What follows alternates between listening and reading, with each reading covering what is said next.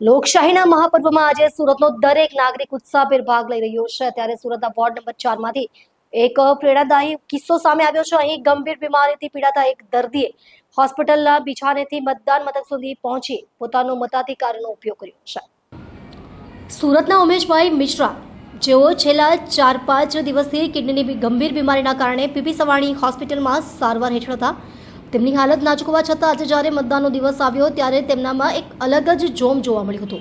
Umeshbhai hospital પ્રશાસન સમક્ષ પોતાની મતદાન કરવાની ઈચ્છા વ્યક્ત કરી હતી। લોકશાહી પ્રત્યેની તેમની આ અડગ શ્રદ્ધા જોઈ હોસ્પિટલ તંત્ર પણ બહાર આવ્યું હતું। ડોક્ટરોની ટીમ દ્વારા પૂરતું મેડિકલ ચેકઅપ કર્યા બાદ તેમને ખાસ એમ્બ્યુલન્સ મારફતે મતદાન મથક સુધી લઈ જવામાં આવ્યા હતા। ચૂંટણીના માહોલમાં જ્યારે ઘણા સ્વસ્થ લોકો મતદાન કરવા જવાનું ટાળતા હોય છે ત્યારે એમ્બ્યુલન્સમાં ઓક્સિજન અને ડોક્ટરોની દેખરેખ હેઠળ મતદાન મથકે પહોંચેલા ઉમેશભાઈએ સૌ માટે એક ઉદાહરણ પૂરું પાડ્યું છે। उमेश सरस्वती मिश्रा।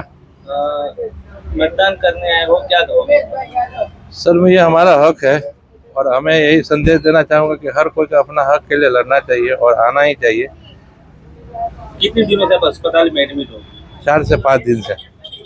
आप इस हालत में भी मतदान करने आए हो, लोगों को क्या कहोगे मतदान के लिए? लोगों को यही कहूँगा सर कि मतदान देना चाहिए, ये हमारा हक है। सही नेता चुने और देश की सुरक्षा के लिए जरूरी है।